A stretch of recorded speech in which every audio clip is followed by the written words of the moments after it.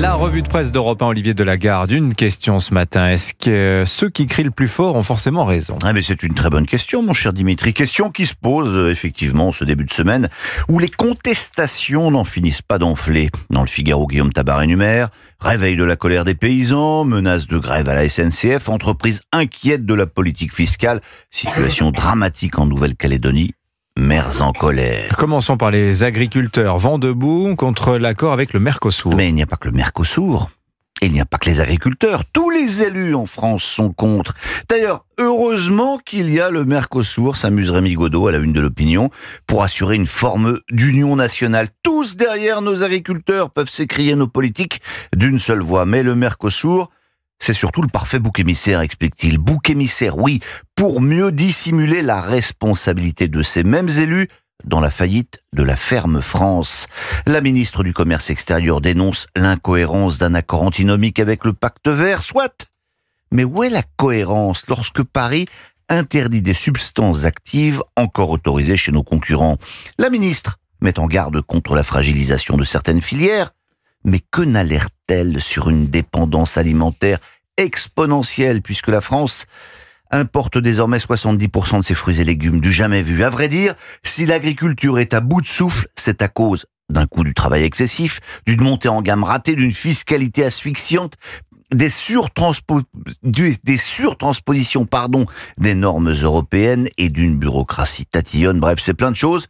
Mais ce n'est pas le Mercosur. Contrairement à une légende tenace, l'agriculture n'est pas la grande sacrifiée des accords de libre-échange, explique aussi Luc Demarty, au Parisien aujourd'hui en France. C'est l'ancien directeur général de l'agriculture, puis du commerce extérieur à la Commission européenne. D'ailleurs, le nom français au Mercosur exaspère nos partenaires européens, annonce le journal. On a la meilleure spécialiste agriculture de la presse française avec nous, Emmanuel Ducrot. Dans un instant, on va revenir sur cet accord Mercosur. Passons à la fronde des élus, Olivier.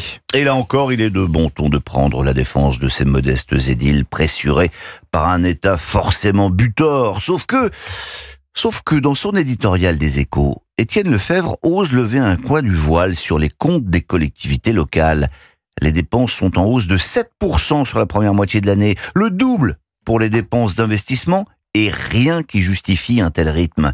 Les élus locaux réclament à l'unisson le rétablissement de la taxe d'habitation, poursuit-il, alors qu'ils n'ont pas perdu un centime avec la suppression de cette dernière et qu'ils ont pourtant augmenté sensiblement la taxe foncière. L'heure devrait être aux économies, pas à la fuite en avant fiscale. Il y a aussi la SNCF. Et là, c'est dans le Figaro que les masques tombent. Comment l'agriculture a fait dérailler l'activité fret.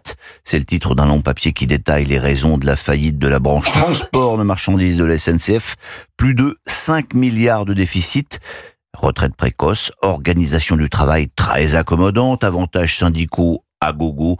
L'écart des coûts est monté à 30% avec les concurrents, qui dans ces conditions n'ont eu aucun mal à tailler des croupières à la SNCF et se réjouissent au passage du nouvel appel à la grève. Voilà, vous lirez tout ça tout seul parce que je voudrais aussi vous signaler ce papier dans les Échos sur la disparition des polytechniciennes. Ah bon, où sont-elles passées ? Eh bien, c'est une bonne question. En 2023, 21% de filles avaient été admises dans cette prestigieuse école, ce qui n'était déjà pas beaucoup, mais cette année, elles ne sont que 16%. Pourquoi ? Pas facile à dire. L'épreuve de maths avait été jugée un peu plus facile cette année, mais il fallait aller vite. Faut-il y voir un biais de genre, s'interroge le journal. Faut au moins être polytechnicien ou polytechnicienne pour y répondre. Mais on va terminer par toute autre chose, si vous le voulez bien. Anissa. Oui, Olivier. Regardez-moi dans les yeux. Je vous regarde. Intensément. Oui. Alors je sais que c'est pas très radiophonique, mais reconnaissez que c'est pas si simple. Pour quelle raison ? Pourquoi a-t-on autant de mal à soutenir le regard de l'autre ? C'est la question quasi existentielle à laquelle s'attaque Thomas Lestavel du Figaro. En fait, quand on regarde quelqu'un droit dans les yeux, la charge émotionnelle est telle que cet échange dure rarement plus de quelques secondes. Cicéron l'écrivait déjà il y a plus de 2000 ans.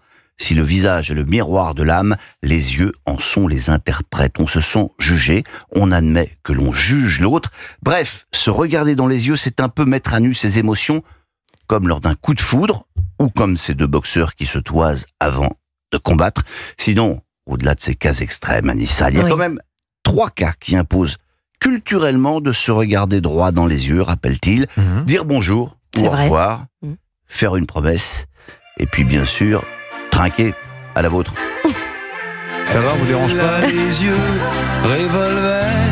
Il est Elle malin. a le regard qui tue. Sous Je coup vous de laisse, hein, revue si de vous presse. voulez, Olivier Delagarde. Mais c'est une très bonne idée. Il est fort.